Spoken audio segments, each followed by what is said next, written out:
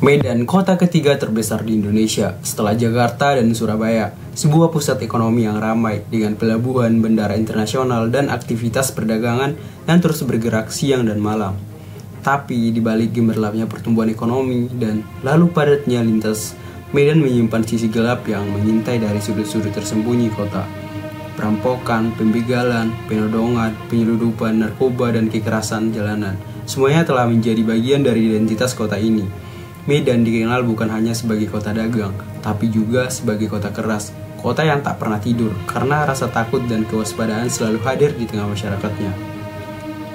Pertanyaannya adalah, kenapa Medan? Apa yang membuatnya kota ini begitu akrab dengan kata kriminal? Apakah ini soal kemiskinan, pendidikan, budaya, atau ada faktor sejarah dan struktur kekuasaan yang sejak dulu melinggikkan kekerasan? 2 jam ke depan kita akan menelusuri jejak kelam Medan, menelusuri akar-akar kekerasan yang menjelar dari lorong ke lorong, dari masa ke masa. Kita akan mendengarkan suara-suara korban, pelaku, sosiolog, dan sejarah. Kita akan memahami bahwa kriminalitas bukanlah sekedar angka, statistik, ia adalah cerminan dari kegagalan sistem yang lebih besar. Medan tidak tumbuh dalam damai, kota ini dibangun di atas konflik. Sejak masa kolonial, Medan adalah pusat perkebunan yang memperkerjakan buruh dari berbagai etnis. Batak, Jawa, Mandailing, Melayu, hingga Tionghoa dan India. Sistem kerja paksa yang ketidakadilan ekonomi menciptakan bara dendam sosial yang terus menyala. Kekerasan menjadi alat untuk bertahan, bahkan setelah Indonesia merdeka, peristiwa berdarah seperti pembantaian 1965 meninggalkan trauma kolektif yang tidak pernah benar-benar sembuh. Medan menjadi tempat di mana kekuasaan diambil dengan paksa dan keadilan seringkali dibeli dengan uang atau kekuatan. Medan adalah kota dengan budaya maskulinitas yang kuat. Jangan mau kalah, jangan jadi benci, jangan diganggu, balas. Nilai-nilai ini meresap dalam pola pikir generasi muda. Di sekolah, di jalanan, bahkan di keluarga, anak-anak diajarkan untuk fight back. Akibatnya, kekerasan menjadi alat ekspresi. Anak-anak tumbuh besar dengan gagasan bahwa kekerasan adalah cara untuk menunjukkan keberanian. Inilah yang kemudian melahirkan fenomena premanisme, geng motor, hingga tawuran brutal antar kampung yang seringkali melibatkan senjata tajam. Tak bisa dipungkiri, Medan adalah kota dengan sejarah panjang premanisme. Dari preman pasar, parkir liar, hingga ormas yang menjelma jadi alat politik. Preman bukan hanya kriminal jalanan. Di Medan, preman seringkali terhubung dengan pengusaha dan pejabat. Mereka digunakan untuk mengamankan proyek, menggusur warga, serta memenangkan suara dalam pemilu. Artinya, premanisme bukan sekedar masalah sosial, ia adalah bagian dari struktur kekuasaan. Dan selama premanisme dilegitimasi oleh kekuasaan, kriminalitas akan terus hidup dan berkembang. Sebagai kota pelabuhan dan dekat dengan jalur perdagangan internasional, Medan menjadi wilayah strategis untuk jaringan narkoba. Banyak bandar besar ditangkap di kota ini, namun ironisnya mereka tetap bisa menjalankan bisnis dari balik penjara. Di Medan, narkoba menyentuh semua lapisan, dari sopir angkot, pelajar, hingga pejabat.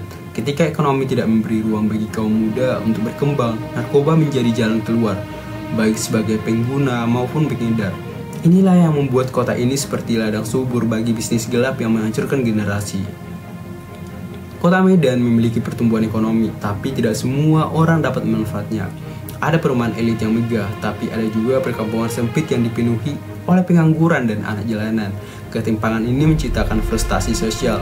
Banyak anak muda yang merasa ditinggalkan, pendidikan yang rendah, peluang kerja yang minim, dan sistem birokrasi yang korup membuat mereka memilih jalan pintas, mencuri, menodong, atau membegal. Dalam banyak kasus, mereka hanya ingin bertahan hidup. Tapi pilihan itu membuat mereka masuk ke dalam lingkaran kriminalitas yang sulit diputus. Geng motor di Medan bukan hanya soal kebut-kebutan. Mereka adalah kelompok yang terorganisir, punya nama, identitas, dan kadang jaringan di lintas kota. Banyak di antara mereka remaja usia belasan tahun. Tawuran antar geng, perampokan, hingga pembacokan dilakukan tanpa rasa takut. Polisi seringkali kesulitan membendung mereka karena jumlah dan kecepatannya. Apalagi banyak warga enggan melapor karena takut dibalas. Medan pun menjadi kota di mana malam hari bukanlah waktu yang aman, terutama bagi siapapun yang sendiri di jalan. Banyak kasus kriminal di Medan tidak tuntas, pelaku ditangkap, tapi bebas karena main belakang. Hubungan dan koneksi bisa membuat keadilan dibelokkan. Tak jarang pula, oknum aparat justru menjadi bagian dari masalah. Membekini bandar, melindungi preman, bahkan terlibat dalam bisnis narkoba.